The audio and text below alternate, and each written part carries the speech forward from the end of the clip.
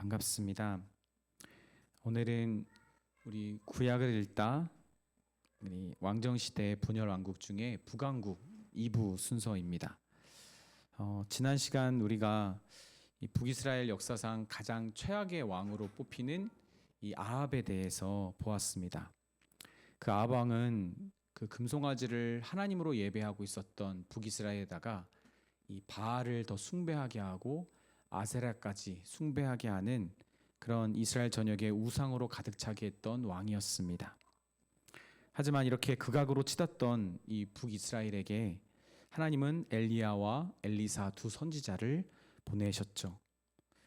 그래서 오늘 말씀 열왕기상 18장 17절 18절을 보면 여기 한번 이 말씀에 주목했으면 좋겠어요. 이것은 오므리아의 아들 아합과 그리고 엘리야 선지자 두 사람의 첫 만남입니다.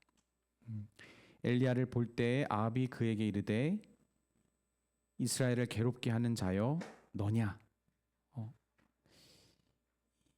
그때 그가 대답하되 내가 이스라엘을 괴롭게 한 것이 아니라 당신과 당신의 아버지 집이 괴롭게 하였으니 이는 여호와의 명령을 버렸고 당신이 바알들을 따랐음이라. 열왕기사 저자는 이 세 번에 걸쳐서 괴롭게 하는 자, 이 괴롭게 하는 자가 누군지를 우리에게 말해주고 있는 것 같습니다. 이렇게 하나님께서는 이 엘리야와 엘리사 선지자를 통해서 이 오므리 가문, 그 아합 왕과 그 우상들을 심판하십니다. 우리 208페이지를 한번 보셨으면 좋겠는데 거기서부터 이제 아합의 아들들이 이제 나오죠. 여로보암과 바하사 집안에게 내리셨던 그 심판을 이 아합 가문에게 또 동일하게 또 내리시잖아요. 그래서 완전히 진멸할 것을 엘리야가 선포했을 때 두려움으로 인해 하나님 앞에 겸비한 이 겸손을 보인 아합 왕은 당장의 칼날은 면합니다. 그러나 그의 아들로부터 심판이 시작되죠. 그래서 210페이지 맨 밑에 문단을 한번 봤으면 좋겠습니다. 아합은 아람과 싸우다가 병거에서 화살에 맞아 죽었고 병거에 묻은 이 피를 씻을 때 개들이 와서 핥죠. 이는 저주에 대한 하나님의 말씀에 계속된 성취를 보여주고 있습니다. 개들이라는 표현이 계속 북이스라엘의 왕들에게 계속 반복됩니다. 아합이 죽고 난 뒤에 그의 아들 아하시야, 이 211페이지입니다. 아하시야는 딱 2년만 통치합니다. 우리가 이 멸망하는 왕조의 그 왕조를 일으킨 왕의 첫 아들이 2년만 통치하고 죽는 것을 여로보암과 또 바하사를 통해 보았는데 실제로 아합도 동일합니다. 아합의 아들 아하시야도 2년만 통치하고요. 이 죄의 시작과 함께 이 열왕기상이 끝납니다. 이 아하시야가 통치가 시작되고 나서부터 열왕기상이 끝나고요. 그리고 아합의 죽음과 아하시야의 통치가 다시 시작되면서 열왕기하가 시작됩니다. 그래서 열왕기 이제 상하를 나누는 이제 분기점이 되는 것이 아하시야죠. 그의 죽음으로 인해 또 아합의 죽음으로 인해서 모압이 이 북이스라엘에게 반역을 하면서 이 북이스라엘의 이 통치가 흔들리고 있음을 보여줍니다. 아합의 아들 아하시야는 다락 난간에서 떨어져서 병에 걸리는데 그가 그렇게 죽을 병에 걸렸음에도 불구하고 하나님을 찾지 않고 에그론의 신 이 바알 세붑에게 찾아갑니다. 근데 그 찾아가던 길에 신하가 엘리야를 만났고 또 엘리야를 통해 전한 말씀대로 그는 회복되지 못하고 죽습니다. 이 엘리야가 아하시야에게 했던 말이 유명한데 이렇게 말했습니다. 말하되 여호와의 말씀이 내가 사자를 보내 에그론의 신 바알 세붑에게 물으려 하니 이스라엘에 그의 말을 물을 만한 하나님이 안 계심이냐? 하나님이 안 계시냐? 너는 근데 왜 바알 세붑에게 너의 병에 대하여 묻느냐? 결국 아하시야가 죽고 아들이 없었던 아하시야를 대신하여 그의 동생이었던 요람이라고도 하는 여호람이 이 왕위에 올라서 12년을 통치합니다. 그의 통치 때 엘리야는 그때 하나님의 부르심을 받아서 하늘로 올라가죠. 그래서 여호람의 통치 때에 엘리야의 선지자 사역이 끝납니다. 그리고 나서 엘리사가 시작되죠. 엘리야가 하나님의 이끄심을 받아서 212페이지입니다. 하나님의 이끄심을 받아서 새 장소를 방문하는데 거기가 어디냐면 이 길갈 그리고 베델과 여리고입니다. 이 세 곳을 엘리야가 마지막에 방문하는데 그때 여러분 한번 읽어봤으면 아실 텐데 엘리사가 계속 따라다니잖아요. 끝까지. 그래서 여호와의 살아계심을 두고 맹세하노니 끝까지 갑니다. 3번이나 반복하면서 이 엘리사의 집요함 혹은 두려움을 우리가 볼 수 있는데 이 세 장소를 엘리야가 방문했던 이유는 이 길갈과 베델과 여리고는 바로 엘리야의 이 선지자 제자들이 있는 공동체였기 때문입니다. 그 공동체가 있는 지역이었기 때문이죠. 그러니까 마지막 하늘로 올라가기 전에 엘리야는 이제 자기의 제자들을 한번 보고 또 확인하고 떠난 것이죠. 근데 자연스럽게 엘리사도 엘리야의 후계자로서 공식적으로 보여지게 됩니다. 하늘에서 회오리 바람이 불면서 엘리야는 승천하고 엘리야의 겉옷으로 능력을 행하게 된 엘리사는 제자들 앞에서 공식적인 후계자가 되는 것이죠. 열왕기 저자가 이 엘리사 선지자의 사역을 통해서 전하려고 하는 분명한 메시지가 있는데 그것은 그 역시 이 엘리야처럼 하나님의 능력을 여러 기적을 통해 보이면서 여전히 하나님이 북이스라엘을 돌보시고 계시며 그를 통해 말씀하고 계신다는 것을 보여준다는 것입니다. 그래서 엘리사의 존재의 의미는 엘리야의 사역, 그러니까 하나님이 가장 극악한 이 북이스라엘의 죄악이 치닫던 그때에 보내신 강력한 선지 사역이 여전히 존재함을, 여전히 유효함을 엘리사를 통해 하나님이 보여주고 계신 거죠. 엘리사는 엘리야처럼 가난한 선지자 과부의 기름을 풍부하게 만들고 이 불임이었던 수넴 여인을 아들을 갖게 하고, 그렇죠? 죽은 아들을 또 살리기도 했으며 독이 든 국을 해독하기도 하고 적은 보리떡과 채소를 가지고 100명 이상을 먹이기도 합니다. 분명 많은 부분 엘리야와 유사한 사역들을 엘리사가 했음을 우리에게 보여주는 것이죠. 그래서 엘리사는 엘리야 연장입니다. 그런데 더 정확하게 말하면 그를 통한 하나님의 능력이 사실은 엘리야보다도 더 확대되어 나타났음을 보여주기도 합니다. 그리고 확대됩니다. 이스라엘의 죄악이 더 확대된 것처럼 오히려 선지 사역의 능력이 더 확대되어서 나타나는 것이 엘리사의 사역이었습니다.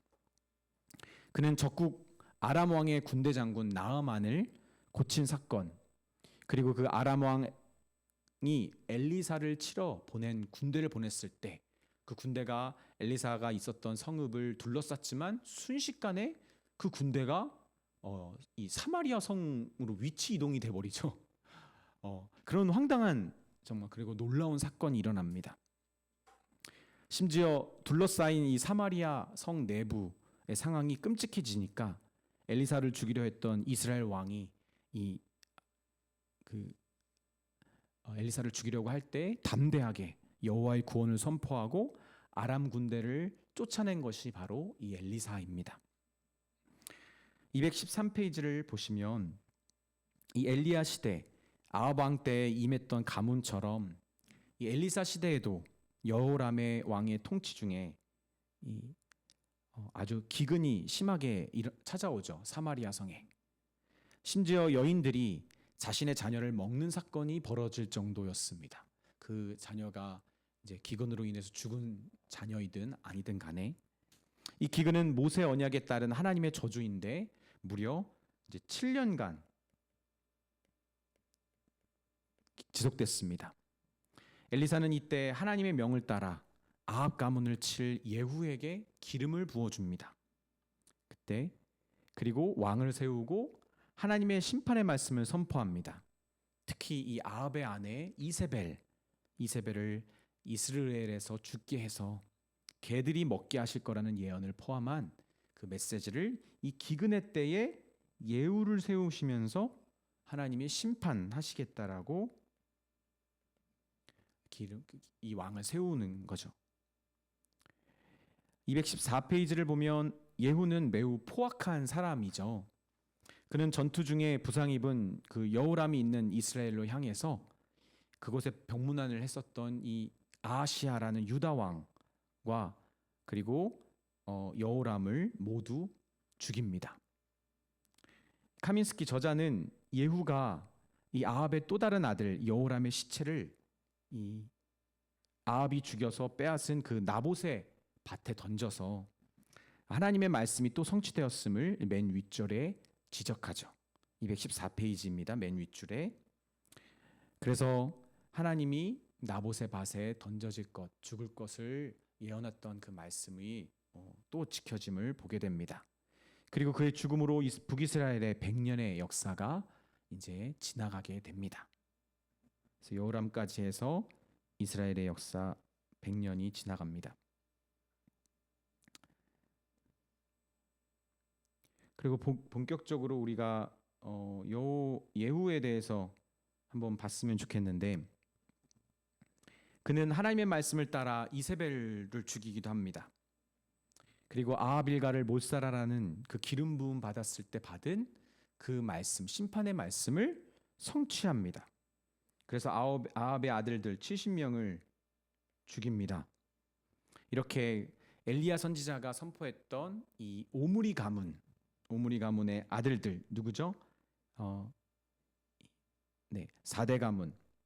이 오므리와 아합과 아하시아 그리고 여호람까지 이 4명의 왕이 모두 이제 끝이 나는 거죠. 그 왕조가 끝이 나는 거죠.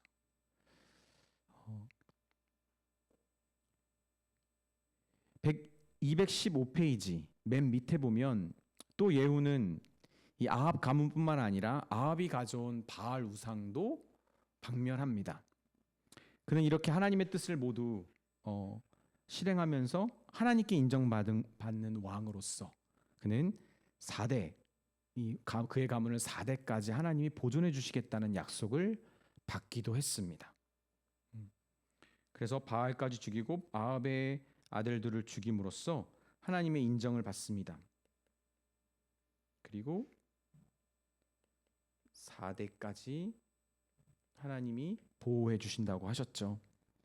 그런데 열왕기 저자는 그 또한 온전한 통치를 이루지 못한 왕이었음을 분명하게 밝힙니다. 그것은 그가 금송아지 우상을 없애지 않았을 뿐더러 하나님을 경외하여 율법을 지키는데 전심을 다하지 않았기 때문이라고 말하죠. 그래서 열왕기하 10장 31절에 그러나 예후가 전심으로 이스라엘 하나님 여호와의 율법을 지켜 행하지 아니하며 여호람이 이스라엘에게 범하게 한 그 죄에서 떠나지 아니하였더라. 이것이 이제 북이스라엘의 또 혹은 하나님의 심판의 도구의 한계였죠. 우리 216페이지를 보면 28년간 이 폭력적인 통치를 이끌었던 또 예후가 죽게 되고 그의 아들 여호아스가 그 왕위를 이어받습니다. 우리가 잘 아는 것처럼 이제 가족이 이어받는 거죠. 4대까지 여로보암 2세까지 또 스가랴까지 또 이어받는데 그 후에 4대죠. 이어받는데 그는 이 여호아스도 악을 행한 자였지만 하나님의 은혜를 구했던 그에게 하나님은 긍휼을 베푸셔서 17년간 통치를 하고요. 그의 아들 요아스가 왕이 되었을 때 그 역시 16년을 통치했지만 여로보암의 죄는 끊어지지 않습니다. 우리가 반드시 기억해야 될 것은 이 열왕기상 하에서 계속 이어지는 이 북이스라엘에게 여로보암의 죄에서라는 문제. 여기서 한 번도 자유로운 왕이 없었어요.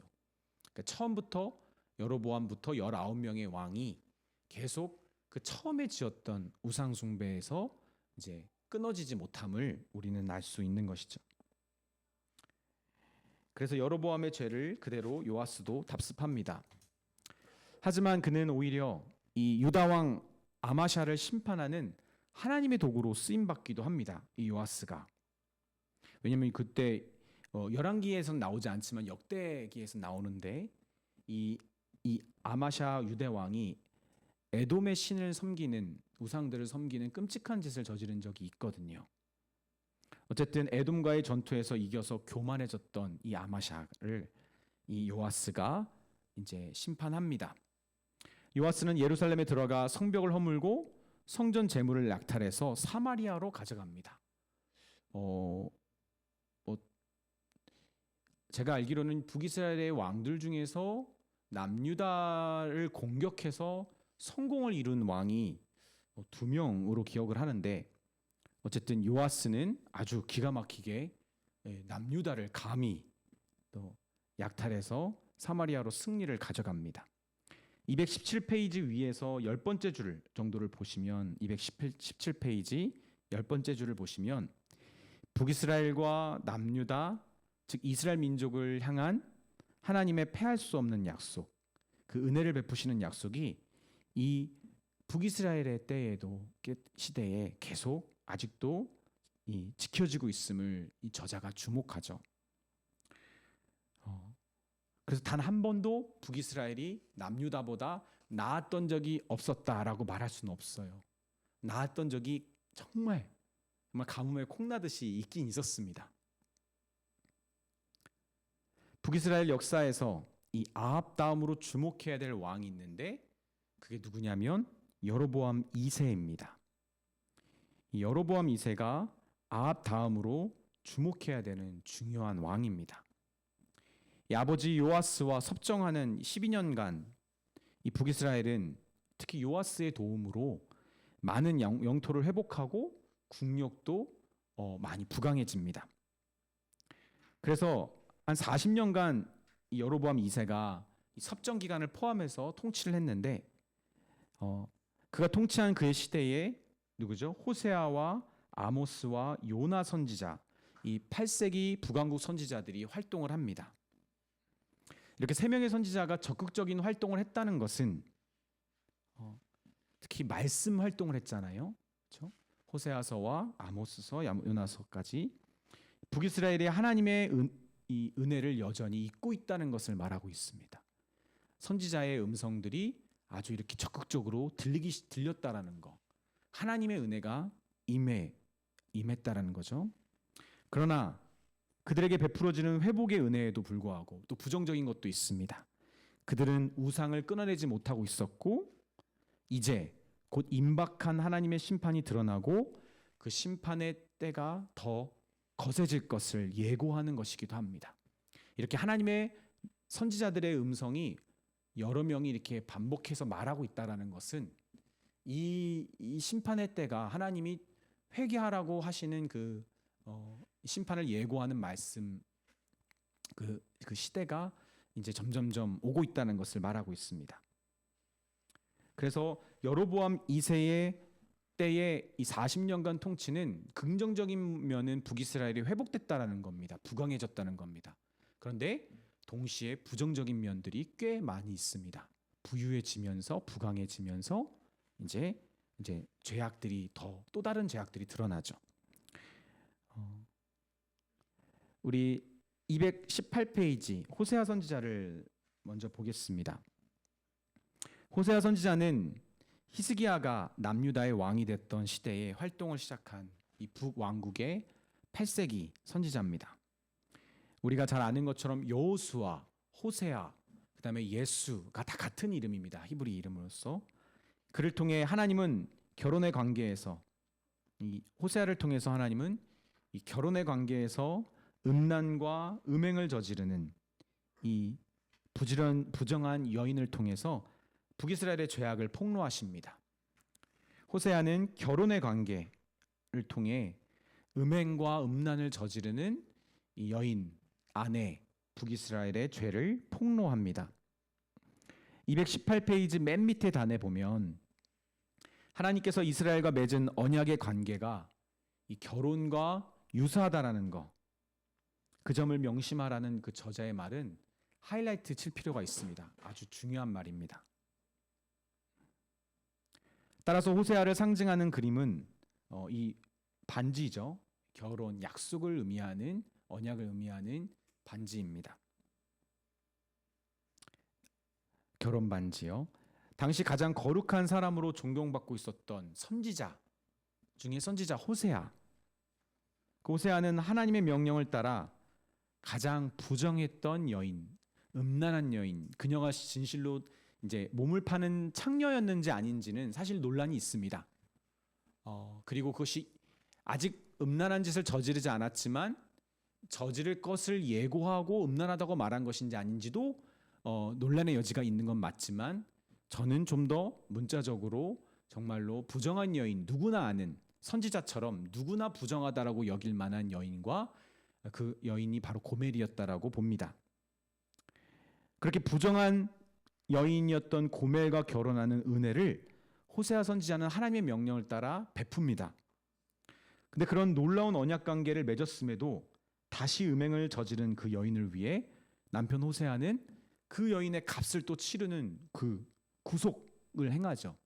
값을 치르고 구하다.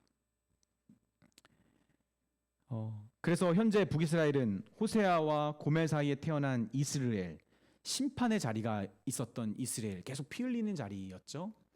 그리고 로루하마, 이 자비가 없음, 궁율이 없음, 그리고 로암미, 내 백성이 아니다라고 하는 이 세 가지 이름을 가진 세 아들, 세 자녀를 낳습니다. 하나님은 당신의 음란한 백성 이스라엘이 이 하나님의 사랑을 좀 깨닫고 돌아오기를 바라십니다. 그들은 하나님을 아는 지식이 있어야 하는데 그분의 거룩한 사랑과 구속하신 일, 포기치 않으시고 약속하신 사랑을 지키시는 분, 부정한 모든 것을 벌하시는 의로운 분임을 깨닫고 돌이켜서 음란하고 어리석은 그들을 낫게 하실, 진정으로 치유해 주실 수 있는 그 여호와 하나님께 돌아가 회개하도록 호세아는 선포했습니다. 222페이지 맨 밑을 보면 곧 심판을 받아서 완전히 사라질 나라지만 결국 회복시키실 새 언약의 말씀이 호세아에도 담겨져 있음을 우리는 저자가 주목하죠. 그렇죠? 너희들은 살아계신 하나님의 아들들이라 불릴 것이다. 너희는 내 백성이 되고 나는 너의 하나님이 될 것이다. 이것이 새 언약의 핵심 키워드잖아요. 키 문구잖아요. 하나님은 이 호세아의 말씀에도 이 새 언약을 담겨 두셨습니다. 224페이지입니다. 아모스 선지자, 호세아와 동시대를 살고 있었던 아모스 선지자는 여로보암 2세가 통치하던 때에 얼마나 북이스라엘이 번영했는지를 상징적으로 보여줍니다. 이 아모스는 여러 선지자들 중에서 가장 특별하게 자기의 직업과 출신이 정확하게 나온 사람이죠. 그렇죠? 그 사람은 목동이었고, 그리고 가장 시골에 있었던 아주 보잘것없는 동네에 있었던 사람이었습니다. 그런데 그런 작은 아모스 선지자에게 하나님께서 그 현재 북이스라엘, 풍요로운 북이스라엘의 이 공평과 정의가 잘못되었음을, 잃어버렸음, 상실되었음을 이제 폭로하시는 거죠. 물질적인 풍요로 인해서 영적 빈곤이 오히려 가득했었던 그때에 사람들의 무절제한 생활 방식과 공의롭지 못한 부의 문제가 대두됩니다. 아모스는 불공정한 그 시대의 만행에 대해서 지적하는데 하나님의 의로운 진노를 마치 사자가 부르짖는다라는 표현을 가지고 비유로서 드러냅니다. 그래서 이 저울추가 아모스를 상징하는 그림이 되는 것이죠.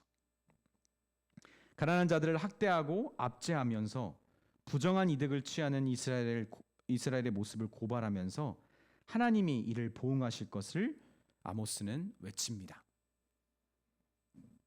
따라서 아모스 선지자를 상징하는 것이 바로 이 저울치인 것이죠. 북이스라엘의 풍요가 가지고 있는 이 반대의 모습, 이 죄악을 아모스를 통해 하나님이 드러내십니다. 신기한 건뭐 그런 말이 있잖아요. 여자는 가난할 때, 아내는 가난할 때 이 남편을 어떻게 하느냐에 따라서 그 진실된 사랑인지를 알 수 있고, 남자는 이제 부유할 때 아내를 어떻게 대하는지를 보면 그 진심을 알 수 있다라고 말하는데, 이 북이스라엘은 부유할 때 어떻게 했죠? 음란한 짓을 저질렀고, 그리고 부유할 때 가난한 사람들을 압제했습니다. 하나님을 경외하지 않는 백성이 보여주는 전형적인 이 불의한 모습입니다. 226페이지 이 요나 선지자를 보겠습니다. 요나도 역시 주전 8세기 북왕국의 선지자고요. 그는 여로보암 2세 통치 40년 내내 활동했을 것입니다. 그러나 우리가 아는 것은 이제 그 자료는 요나서랑 그리고 이 열왕기사에 있는 요나와 그리고 여로보암 2세의 그 관계에 대한 부분밖에 없습니다.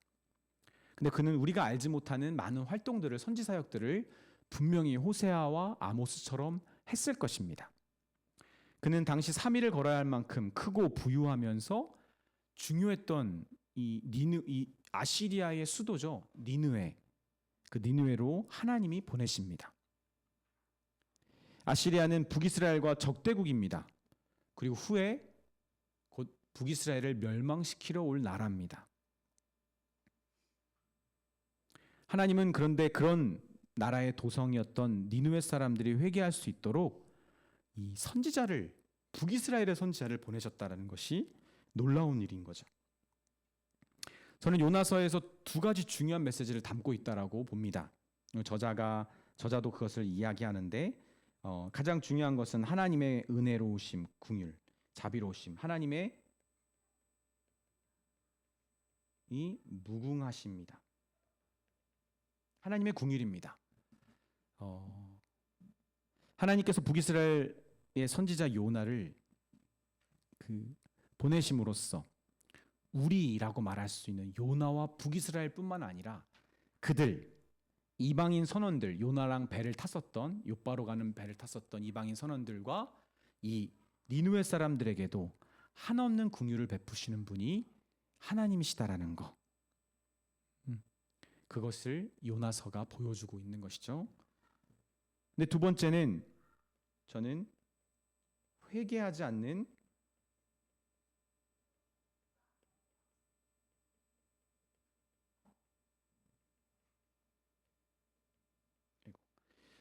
북이스라엘의 죄악입니다. 하나님께서 북이스라엘의 선지자 요나를 니느웨로 보내신 이유와 그리고 요나가 그 뜻을 거슬러서 정반대 이 욥바로 도망친 이유를 우리가 종합해 볼 때 분명히 북이스라엘은 이미 요나를 통한 하나님의 회개의 메시지를 거부했을 것입니다. 그런 자신의 민족의 상황 가운데 니느웨의 회개를 거부하는 요나에게 하나님의 긍휼이 얼마나 무한하고 합당한 것인지를 요나에게 말씀해 주시면서 하나님은 북이스라엘과 요나에게 이런 하나님께 속히 회개하고 돌이킬 것을 선포하신 것이죠. 요나의 마음속에는 북이스라엘이 회개하지 않은 자기의 민족이 있는데 회개할 것 같은 이 이방, 이 적대국을 향하여 내가 나아간다는 것이, 그리고 하나님은 긍휼이 많으시며 자비로우시며 노하기를 더디하시는 분임을 요나는 익히 알기 때문에 불안했던 것이죠. 그리고 정말 회개하자 그럴 줄 알았다라고 하나님한테 오히려 따지잖아요. 요나는 분명히 자기 백성들이 회개하지 않는 것에 대한 그런 불편한 마음이 요나에게 있었을 것입니다. 그래서 저는 요나서가 단순히 이방 선교라든지 이방인들을 향한 하나님의 사랑으로만 딱 쪼개서 보는 것이 아니라 이 북이스라엘을 향한 하나님의 메시지 안에 포함시켜서 요나서를 봐야 된다라고 저는 말하고 싶습니다. 그것이 이 요나서를 통해 그래서 우리는 북이스라엘의 죄악의 상태를 정확하게 알 수 있는 것이죠. 우리 231페이지 이 여로보암 2세의 아들 스가랴입니다. 스가랴를까지 해서 이 예후의 가문이 끝납니다. 13명의 왕들이 지났고 지금까지 6명의 왕들이 남았는데 하나, 둘, 셋, 넷, 다 여섯, 이렇게 여섯. 근데 여기 이미지에 보이는 것처럼 스가랴는 여로보암 2세의 아들이고요. 비록 6개월만 재위합니다. 명문상 정말 아들이었어요. 그렇지만 하나님이 예후에게 약속하신 바를 하나님은 정확하게 지키셨습니다. 231페이지입니다. 지나치게 피를 흘린 이 예후 왕조에 대한 하나님의 심판이 호세아 선지자를 통해 선포되죠. 그것이 호세아서 1장 4절의 말씀인데 이 말씀을 따라 스가랴는 살룸에게 죽임을 당하면서 예후 왕조가 끝이 납니다. 그 다음 왕 살룸은 더욱더 통치가 짧았는데 겨우 한 달이었습니다. 여러분 기억나시나요? 혹시 오므리 왕조가 시작되기 직전에 시므리 장군, 오므리 장군과 시므리 장군이 둘이 이렇게 붙었잖아요. 시므리 장군이 7일 통치했잖아요. 이 7일 통치 다음으로 짧았던 것이 바로 이 살룸입니다. 한 달. 근데 우린 이것을 보면서 지금 이 시기, 북왕국에게 이 시기가 얼마나 혼란스러웠던 것인지를 알 수 있습니다. 통치가 이렇게 짧게 끝나고 바뀌고 정권이 계속 바뀌면 이 살룸을 죽인 무나헴, 이 무나헴은 살룸을 죽이고 왕위를 차지하고 10년간 사마리아를 통치했는데 그 역시 여로보암의 죄를 따르고 있었고 이 하나님은 불이라는 별명을 가졌던 아시리아의 왕 디글랏 빌레셀이라는 그 왕을 보내셔서 이 무나헴 때 북이스라엘을 하나님이 치게 하십니다.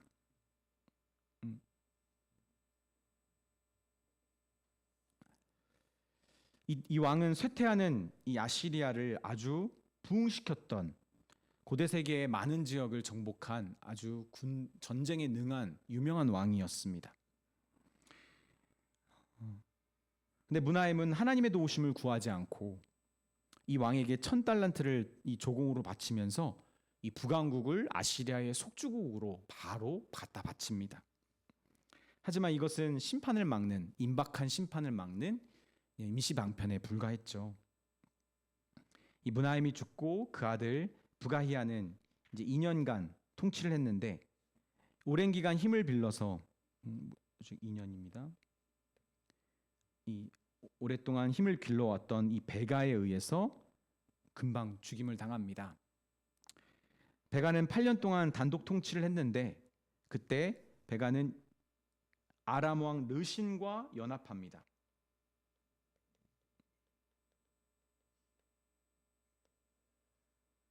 왜 연합하죠?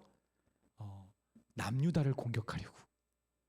힘을 길러서 힘으로써 남유다를 공격하려고. 그래서 이 남유다의 악한 왕이었죠. 이 아하스를 공격하고 오뎃 선지자가 이 부가히야 그 베가에게 경고하기 전까지 무려 남유다 백성들 12만 명이나 형제들을 죽입니다. 그리고 그치라라고 하는 그 오뎃 선지자의 말에 이제 더 이상 이제 사륙을 하지 않았던 것이죠.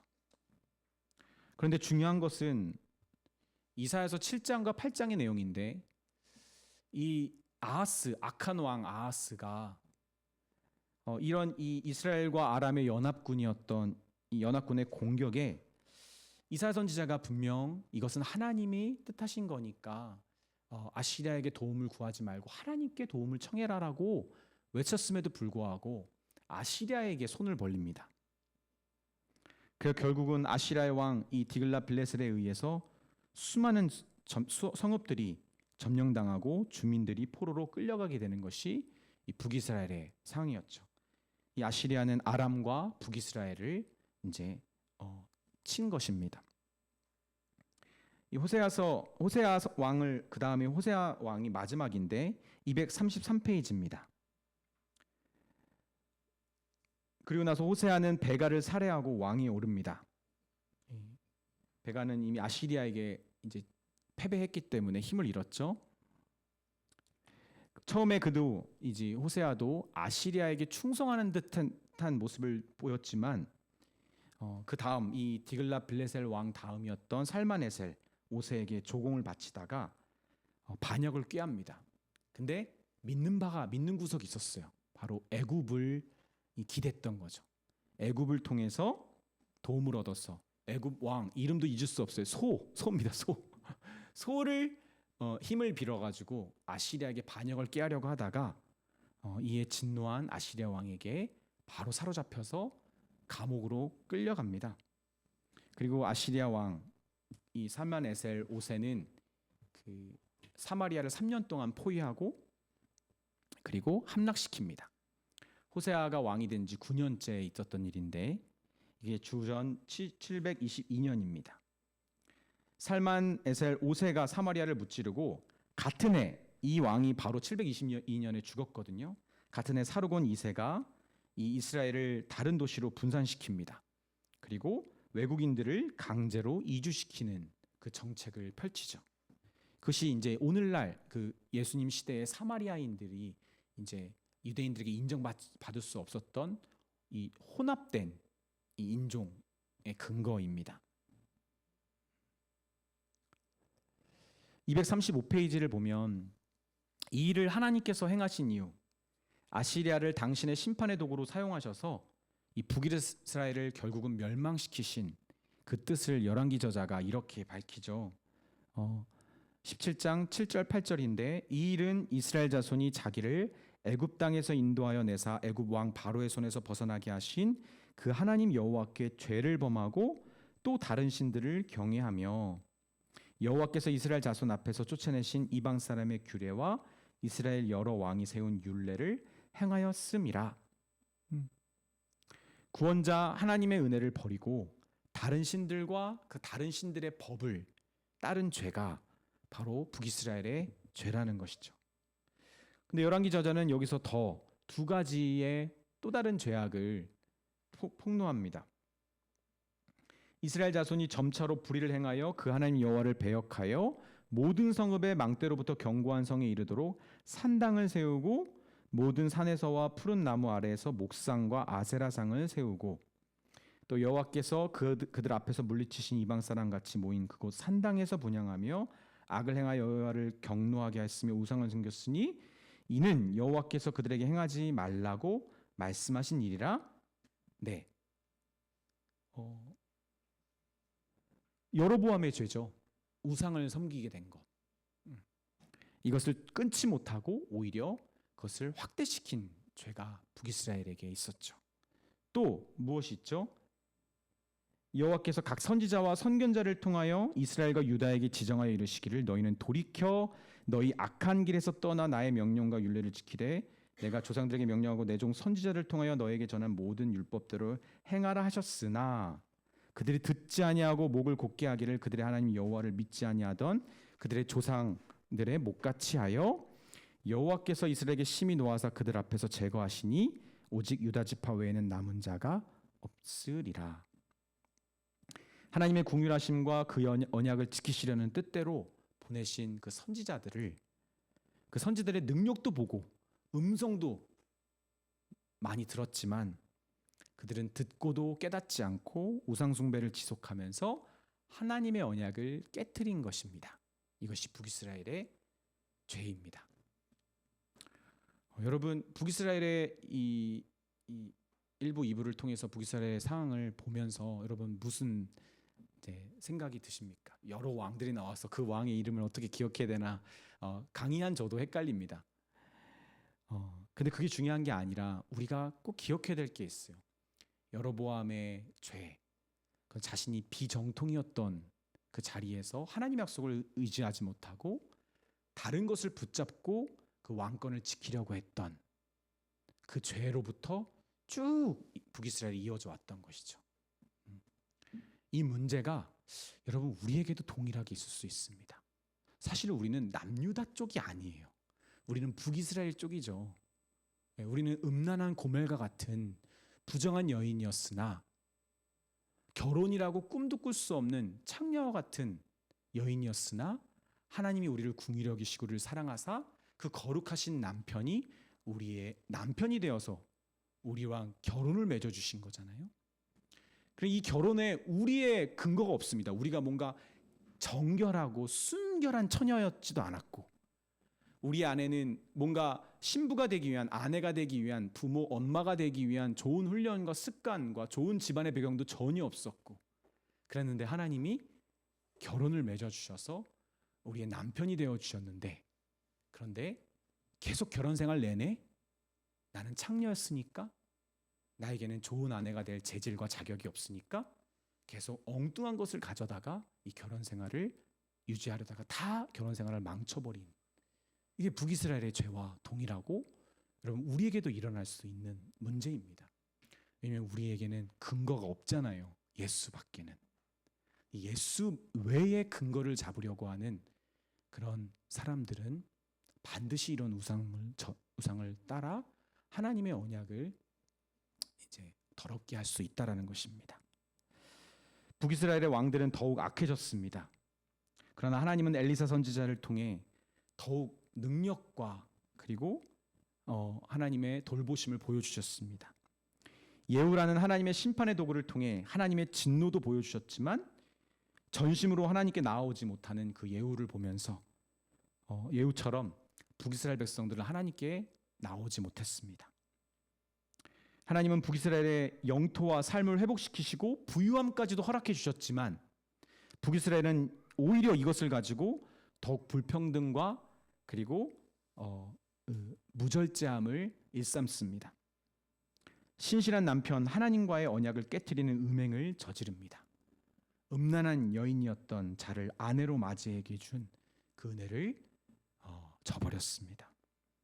호세아 선지자를 통해, 아모스를 통해, 요나를 통해 이스라엘의 죄악을 깨닫게 하시고 하나님의 마음을 전했지만 그들은 전심으로 회개하지 않았고 오히려 아람과 동맹해서 애굽을 의지하며 끝까지 하나님의 뜻을 저버립니다. 진실로 이 북이스라엘은 영적으로 죽은 자들이었습니다. 오늘 카민스키가 이야기한 것처럼 캐스킷, 이 무덤과 같은 자들, 이 무덤이 아니고는 설명할 수 없는 겁니다. 어떻게 이렇게까지 할 수 있는가? 죽은 자였기 때문입니다. 영적으로 죽은 자였기 때문에. 그래서 이 죽은 자를 살리실 수 있는 유일한 분, 우리 주 예수 그리스도가 정말 간절히 필요한 자들이 북이스라엘이고 그리고 우리의 옛사람의 모습이었죠. 우리 같이 기도했으면 좋겠습니다.